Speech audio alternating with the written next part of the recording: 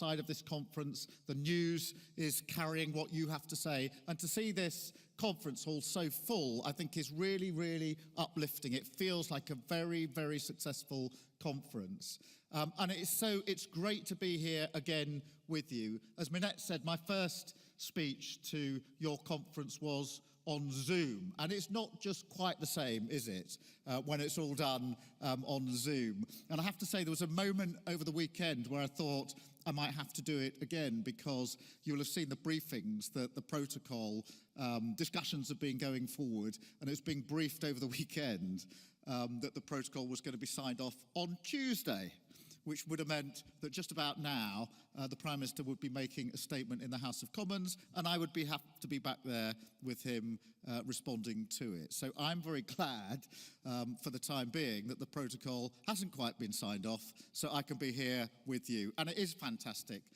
to be here. I have to say, when I'm asked to come to an NFU event, I never actually imagine a venue quite like this. In my head, I've got sort of rolling fields in Yorkshire, or perhaps your farm, Minette, beautiful farm in beautiful countryside. But you know, here we are in Birmingham, and you can take it from me that the local bull ring isn't quite what you might think here in Birmingham. But as it happens, look, there are farms near here. Of course there are. This is Britain. Even in the most built-up part of our country, you're never far from a farm. I was on one this morning in Solihull with Rupert, an NFU member, naturally. And Minette, yes, I was wearing my boots and my bomber jacket on the farm, as I was when I came to your farm. It actually took me back, because it's a little-known fact that my first job when I was about 14-year-old was on a farm, because I lived on the Surrey-Kent border. I have to say it wasn't a particularly sophisticated job. I was allocated to pick up stones in a field, which I got about 50p. But it was a farm, and it was my first job. But I spoke to Rupert in Solihull on his farm this morning. He grows cereal crops and tends to a herd of beef cattle. So he's got a mixed farm. And we chatted this morning, and amongst the things that he said to me, he told me, was that it sometimes feels like farmers aren't listened to. And I thought about that, because I talk a lot about respect. Now, that's not something you can tax or regulate, but it's a value that shapes how we see the world, how we feel about our country. I think it's really important. I saw this with my dad. He was a toolmaker. He worked in a factory all his life. And he always felt that people looked down on him, didn't respect him and what he did. My sister's a care worker, as it happens. What she feels about the respect shown to her efforts in the pandemic by the government, well, I probably better not share with you. But conference, my point is this. I obviously go round our country, and I know there's a feeling that politics doesn't respect people. I know there's a sense that decisions which affect communities are taken miles away by people with little empathy for their challenges. That somehow politics is done to people, not with them. And I know this sentiment is especially strong when it comes to farming and the countryside. So let me start by acknowledging Labour's role in that. It's not deliberate. We do care deeply about the countryside. But if we face facts, I think all too often, when I reflect on the Labour Party, we've come across as the party of urban Britain, only mentioning the countryside to say what we can't do, not what we can do. So if I only get one message across today, let it be this. This is a different Labour Party. I won't bore you with all the details, but over the last 3 years since I've been leader, I've had an intense focus on changing our party. And we've changed that party from top to bottom. A party that's fit to serve, that's compassionate and competent, that aspires to govern for every corner of our country. And yes, that seeks a new relationship with the countryside and farming communities on that basis. And that has to be a relationship based on respect. on genuine partnership. Tony Danker from the CBI spoke this morning just before lunch.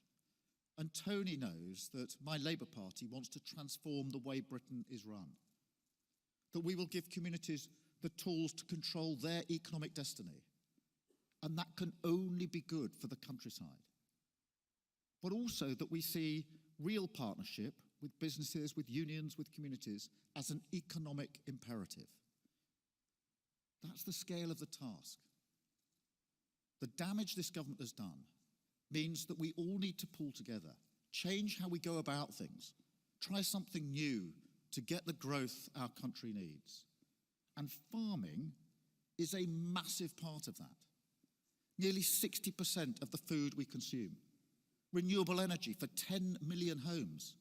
Custodians of 70% of our land. And of course, 4 million jobs. And then there's net zero.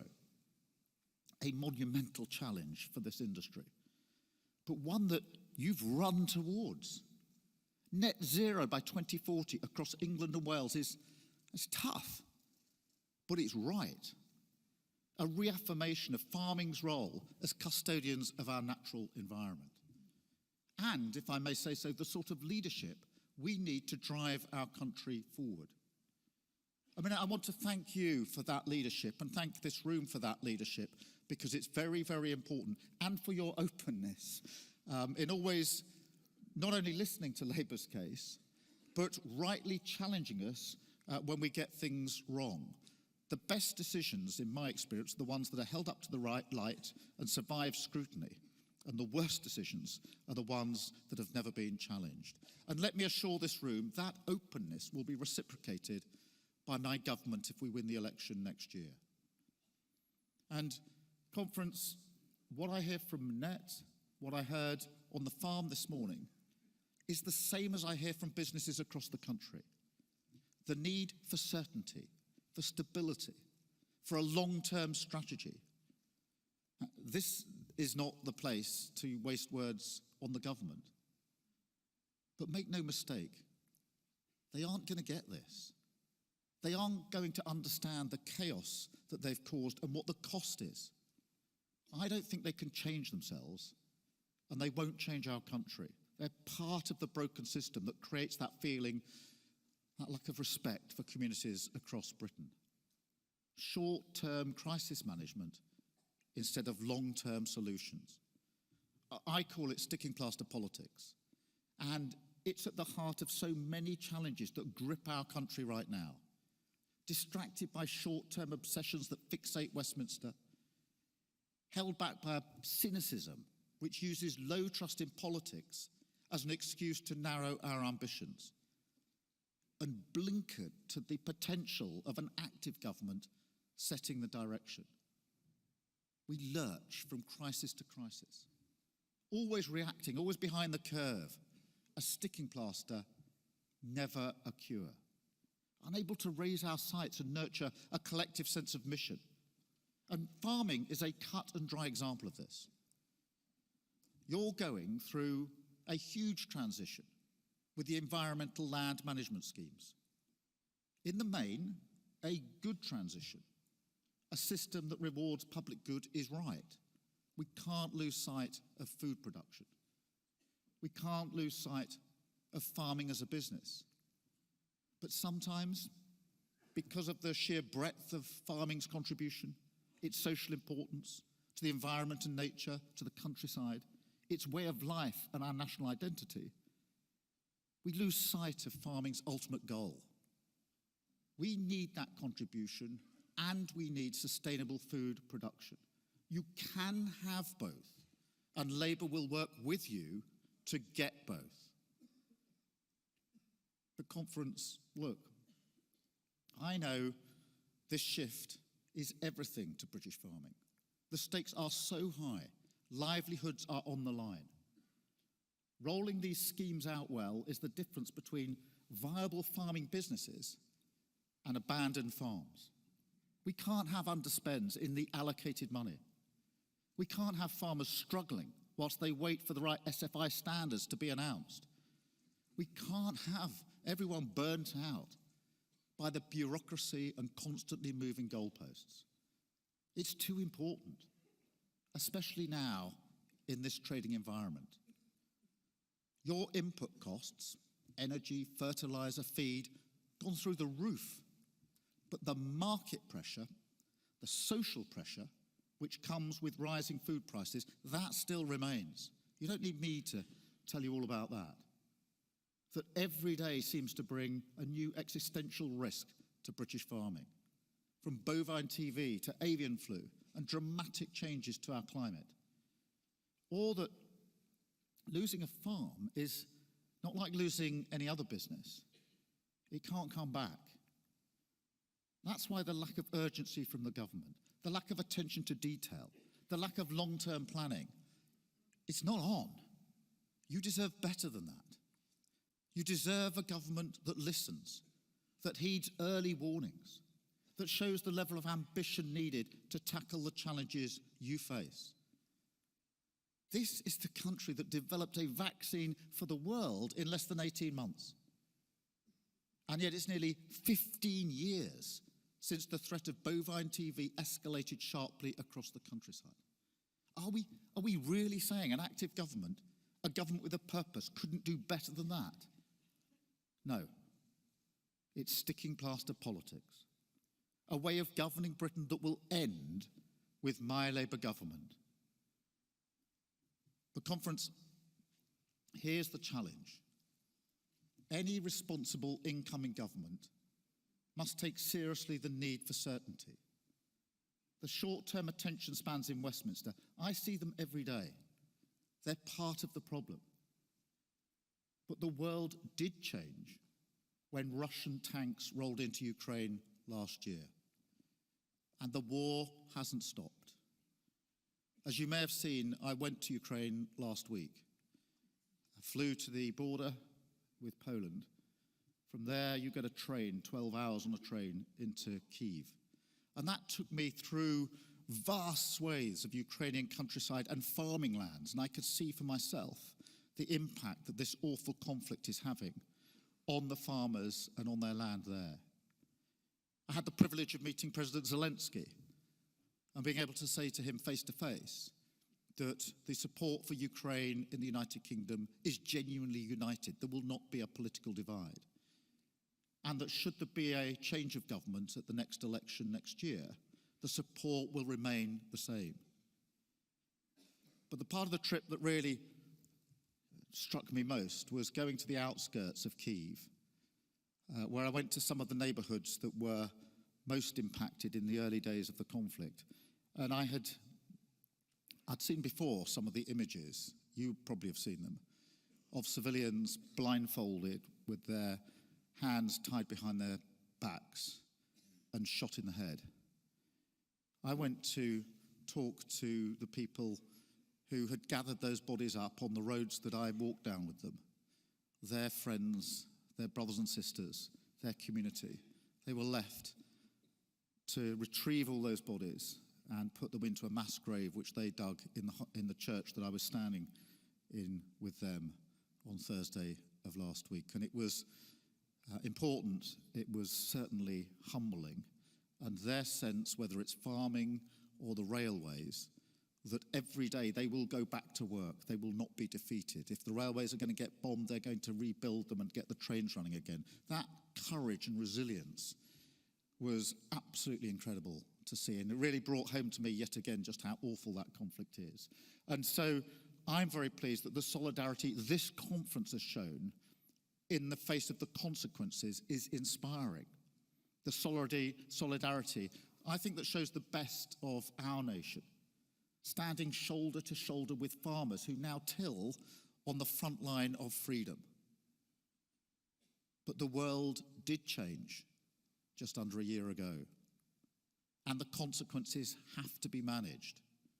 So on environmental land management, I say it's the right direction, and there's no point overturning the apple cart, but where there are problems, we will work with the NFU.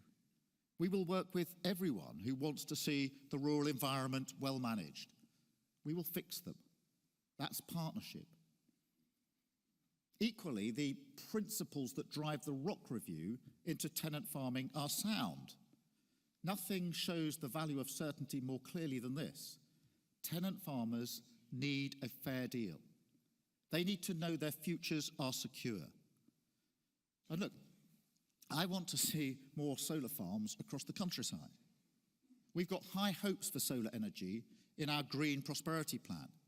There'll be opportunities for farmers, opportunities for rural growth, cheaper bills, and in the long term, real energy independence. But we can't do it by taking advantage of tenant farmers, farmers producing good British food on carefully maintained fertile land. They can't plan properly if the soil beneath their feet isn't secure. It's a huge barrier to planned sustainable food production, and we've got to give them a fair deal.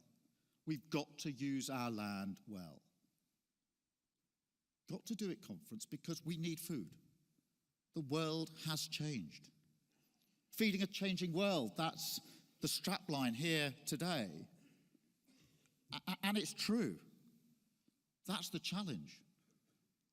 What's happened to energy production since the war broke out shows where this is heading. All around the world, businesses are looking again at the resilience of their supply chains, reacting to the crises we faced and will face in the future. And countries must do the same. This is not protectionist. It's the reality of delivering national resilience in our era. The former Director General of MI5, Baroness Eliza Manningham-Buller, has said that food supply, in her words, is part of our national security. She's right. Food security is national security. That's become very clear in the last 12 months. That's why the Labour Party is committed to buying, making, and selling more in Britain. We've committed to reforming public procurement, using it sensibly and carefully to build up our sovereign communities in key industries. It's a crucial aspect of our industrial strategy, our partnership, our plan for national resilience. And seasonal, sustainable, British-grown food is a key part of it. So the next Labour government will commit to this. 50% of all food purchased by the public sector will be food that's locally produced and sustainable. By the way, that's £1.2 billion of public money spent on quality food that is genuinely better for people's health. A clear-cut target for every year that we're in government. And look, 50% is just the minimum. We'll do everything to go beyond it. We will buy more cereals, more oilseed rape, more strawberries, more beef, more British apples. And we will open up new opportunity to export them as well. Conference, there are 3 further areas where Labour will combine certainty with change. And trade is the first. Look, it's been obvious for a long time that the Conservative Party has given up on farmers. That trade deal with Australia, a win-win deal, they called it. Well, look, it's certainly a deal like no other. More than a £300 million hit to British food and farming.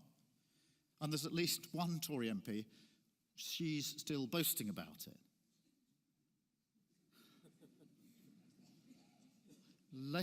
Labour's approach to trade will be very different. I can promise you that. We want to remove barriers to exporters, not put them up. Protect high British standards, not water them down.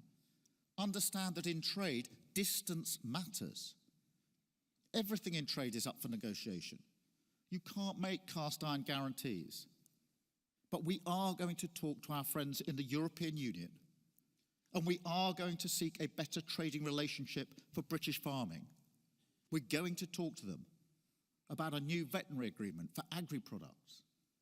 And not just in Northern Ireland, not just to fix the protocol, but for the whole of the United Kingdom.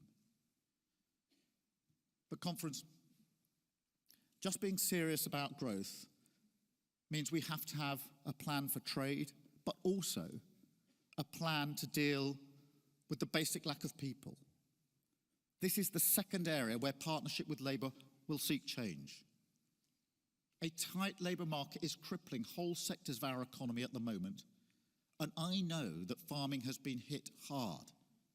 I mean, what's happening to pig farming is absolutely shocking. And Labour would not ignore that. We won't allow a situation where temporary shortages gum up an entire supply chain. That's anti-growth, it's anti-business, and it's anti-farming. Equally, of course, I know the seasonal nature of farm work makes it unique, and that the seasonal worker route is a distinctive solution to a distinctive challenge. And we'll be pragmatic on that as well. But I also have to say, the reality is, the era of abundant cheap labour is over. That's not about Brexit. It's a practical challenge we're going to have to work through and solve together. Trust me, all around the world, businesses are waking up to the fact we live in a totally new era for labour. The world has changed, but it can be good for our economy and good for farming if it's managed well. So any movement in our points-based migration system must come alongside a plan, a shared undertaking, an understanding to move forward to a different model. Because over time, our goal must be to help the British economy off its immigration dependency, to improve pay and conditions where we can, work together to get the technological innovation we need deployed in our fields, and carefully move towards a new, more resilient model for British farming. A model where you're not nervously waiting each year to see if you have the staff, and where whoever's in power, you're less dependent on the Home Office to stop food rotting in your fields. For conference, let me tell you one thing I won't accept. That rural communities should be blighted by crime that routinely goes unpunished. And this is the third area where we'll offer change, where Labour always offers change: public services. Nobody should be waiting over an hour and a half for an ambulance. Nobody should get burgled time and again with no prosecutions. Nobody should be comfortable that mental health support is scarcely available. And with all these problems, I know there are subtle differences that make them even more worrying in rural communities. You know, if the NHS is telling heart attack patients to get a taxi, as they are in parts of our country, that's a lot scarier if you live in the countryside. If your village has an antisocial behaviour problem, or a fly tipping problem, or an off-road biking problem, and the only police officers around are in a station or custody suite miles away filing an arrest, off the street for hours, that's a unique problem. And if you're facing poor mental health because of stress and anxiety, which we know is a hidden challenge for many, many farmers, and there's a 2-year waiting list for treatment, that will harm rural communities. Conference, the truth is, some of this comes back to people as well. So we have a plan, fully costed. In the NHS, we'll get more doctors, more nurses, more health visitors delivering care in your community. And in crime, we'll get 13,000 more police into our towns and villages, more police on countryside streets. And we'll also have thousands more well-trained mental health staff, which means we can guarantee treatment for everyone who needs it within a month. But on public services, it isn't just enough to have more people. We also need to reform how we work. We need our healthcare to be delivered where people are, not just in hospitals. We need our police to be visible, trusted, earning the respect of those they serve. We need our mental health services to understand the individual challenges we each face. Challenges that are different in the countryside. All of this requires reform. All of this requires a different approach, one that is designed from the start with respect for the challenges of the countryside. That's why dialogue and partnership are so important. On every area, on public services and our economy, we need to show we're listening to the distinctive concerns of rural communities. Work every day to build that relationship of respect. I am so grateful to the respect the NFU has shown me, inviting me here every year. It gives me the chance to show how important service to all our country is for my Labour Party. Because the challenges the countryside faces, that farming faces, we need to take them on together. That's why we're ready to listen, ready to partner, ready to serve a fairer, greener, more dynamic future for British farming. Certainty and change, stability and success, environmental stewardship and sustainable food production. You can have both. It's what Labour will offer, what real national resilience looks like. And I look forward to working with you to secure it. Thank you so much, conference. Thank you.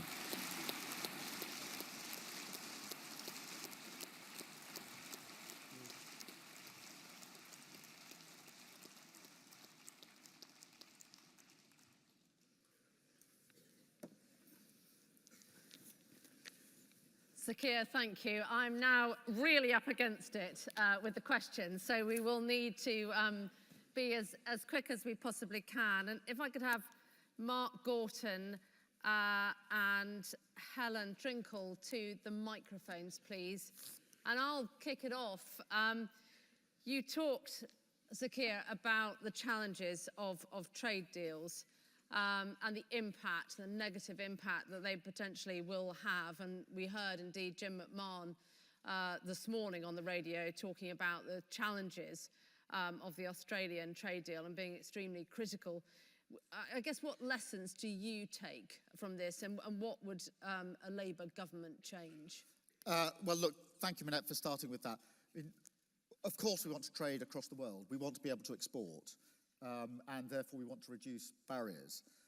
But we have to be really clear, I think, about standards and high standards. I think one of the biggest concerns about trade deals, now we've left the EU, is that there's a tendency, an inclination to drive standards down in order to get deals. And that is the wrong approach. We have to be clear that there have to be high standards wired in to our trade agreements. That's why I am concerned about the Australian trade deal, because I do think it'll do real harm to farming here, to rural communities. So yes, we want trade deals. Yes, we want to reduce barriers to those that need to and want to export. We need to keep our standards high. We were the champions of high standards. We have very high standards in this country. And we need to also recognise, as I said in my speech, that when it comes to trade, particularly, trade that involves, farming, etc., distance matters. We trade more with our nearer neighbours than we do with distant neighbours, and therefore we need high standards and a decent deal. And that's why we do not accept that the deal we've got, the Brexit deal we've got at the moment, is good enough. And we will improve upon that and make improvements for farming. Thank you. Mark Gorton.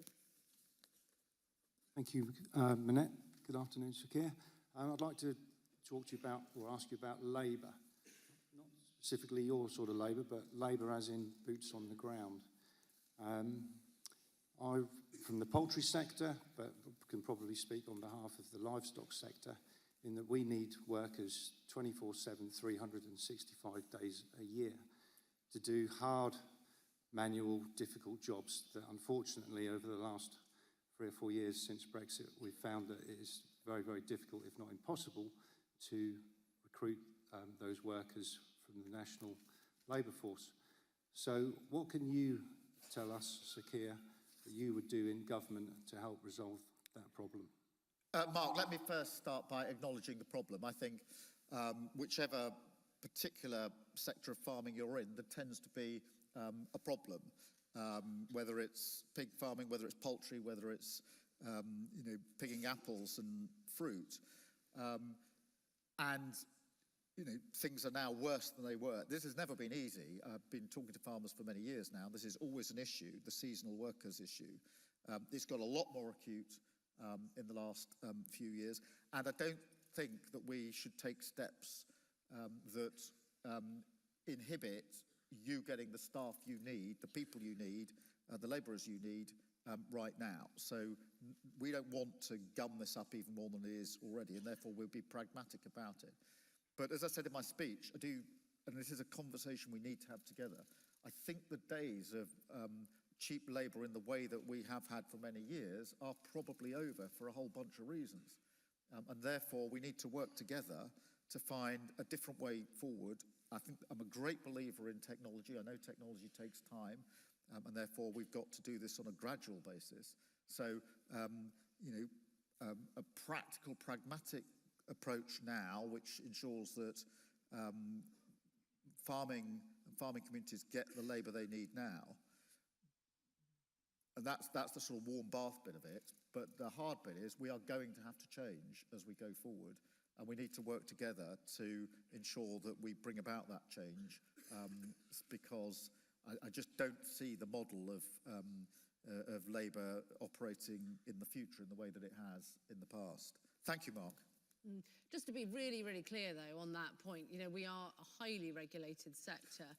And, this is not a low-pay sector at all. Indeed, the seasonal worker scheme that was outlined this morning is absolutely in line with the national living wage.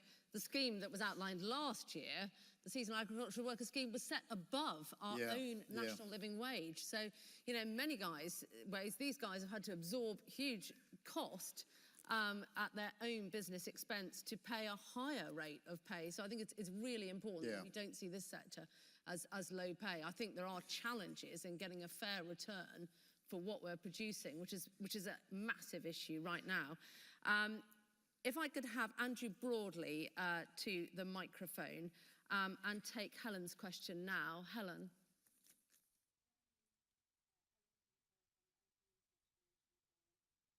Sir Keir, I believe under a Labour government, public rights over private land will be extended through right to roam. Are you aware of how disastrous this will be for urban fringe farmers like myself, for whom the general public already cause a lot of issues? An extension of right to roam could essentially write off productive livestock fields in our area, especially during sensitive times in the farming calendar. This is both from an animal welfare and farm safety perspective.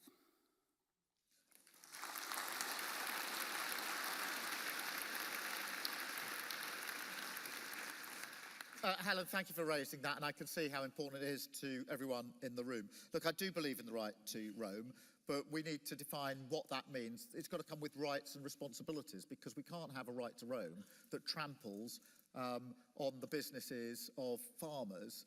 And therefore, whatever we do on this, Helen, and everybody in this room, we will do it in conjunction with you. We'll have that discussion. How does this look? What are the rights and responsibilities? People do want freedom to be able to walk across our fantastic countryside, but it's got to come with responsibilities, because we can't have any right to roam that interferes with the business and viability interests of farmers. So I tell you today, I'm very happy to work with you on this, rather than to press ahead with it on our own, to talk through what that looks like, what the framework might be, so that you have the sense of comfort and security that this is something which doesn't have the impact which you obviously fear from the reaction, Helen, to your question. So yes, I believe in the right to roam, but yes, I believe the partnership working I was describing means I want, starting today, to talk to you about what that might look like, so that you can say this is how it should be shaped, so that it doesn't in fact infringe on the very legitimate concerns that you're raising with me.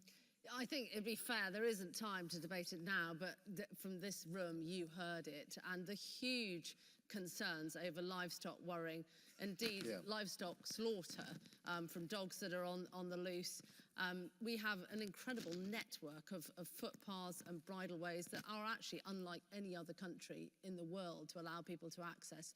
But your point on doing it responsibly is going to be absolutely key, and for the environment, ground nesting birds and everything else. So you have, and we're thrilled to hear it, committed to work with us, and we look forward to doing that.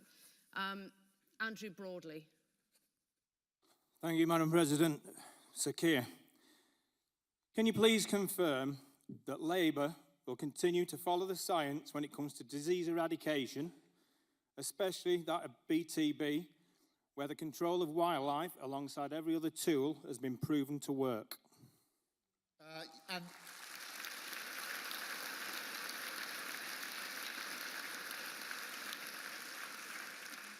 Andrew, I'm a great believer in following the science.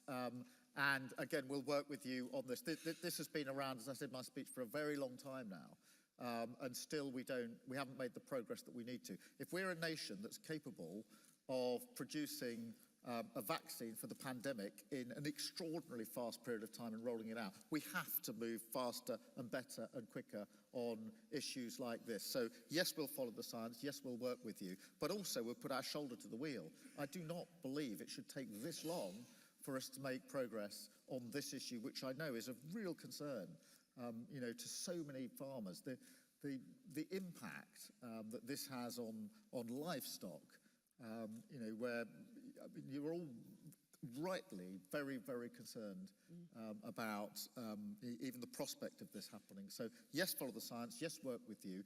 Yes, I do believe we should move further and faster, and I think we can. We've proved as a nation what we can do when we really put our shoulder to the wheel when we were faced with the pandemic. We should take that model and use it all the time in everything that we do in government. You're absolutely right to make the point, Sir Keir, about livestock, but the human impact of this disease, it is impossible to put it into words. When you get a breakdown on your farm and you have told that your herd has gone down with bovine TB, I don't think anything gets any worse. The human impact is incalculable, because your hands are tied behind your back to a certain extent. And it's just worth pointing out that we've got the lowest levels of disease outbreaks that we've had in years and years. So sticking with the science, sticking with the evidence, eradicating this disease and ridding our country of both. No, a number of farmers have described to me the sort of the fear of sort of waking up and being confronted with this reality. And so on a human level, it's one of those things that people genuinely have sort of nightmares about. You just do not, cannot have you talk about mental health, and rightly so. There is nothing that will cause a mental health breakdown more than this. I know we're out of time by quite a bit. Can I just get one more question in? Of course. Please, Tim Dobson, can you run to the microphone, please?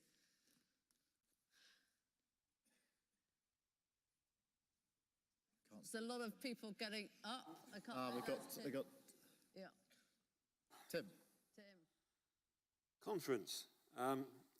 Looking at bringing in migrant labour into the marketplace, it seems far more attractive for labour to stay in Europe, where they're actually wanted and needed, than to come here.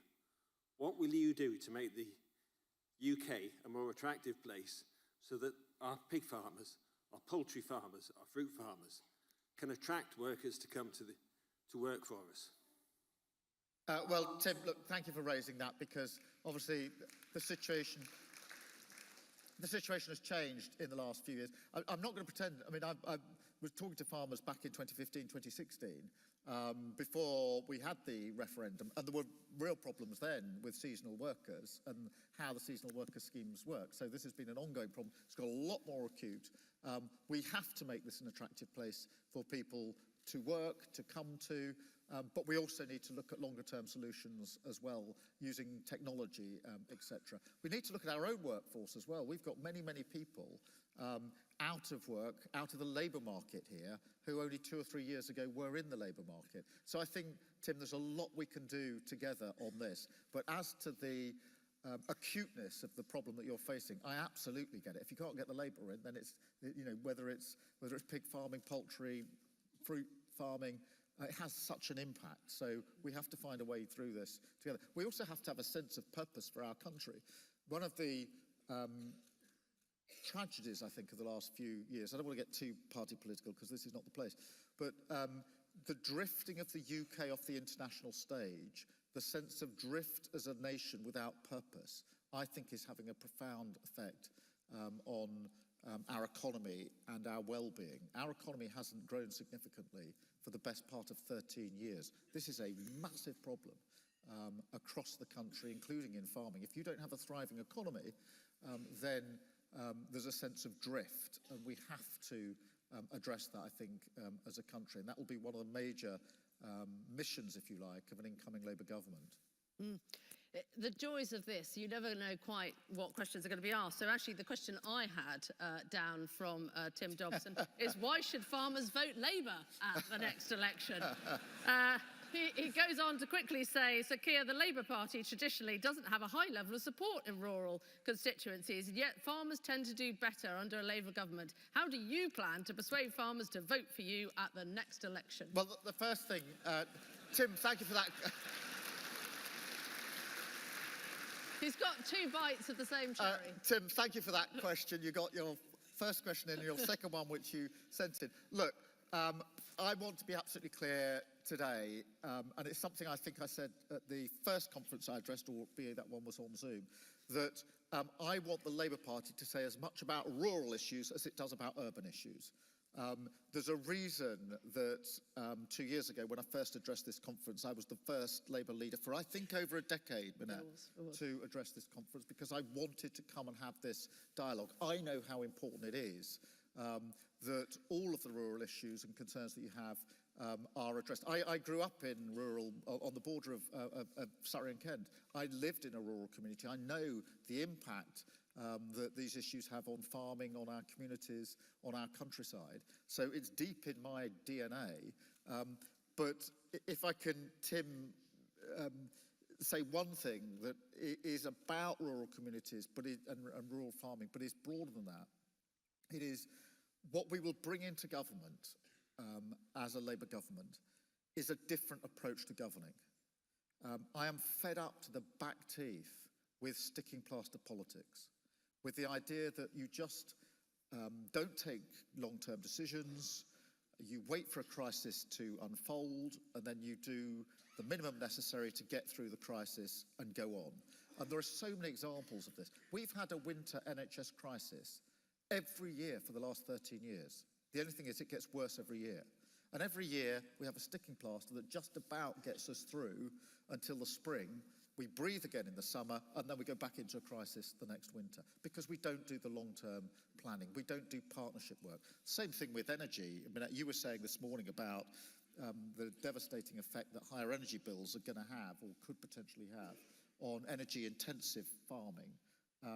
And of course, that is now a short-term crisis that has to be addressed. I do think there should be more money for energy-intensive businesses, and farming is included in that. But that's a sticking plaster. That's to get us through this crisis. What we really should have done is to run towards renewables 10 years ago. What we really should have done is to insulate our homes 10 years ago.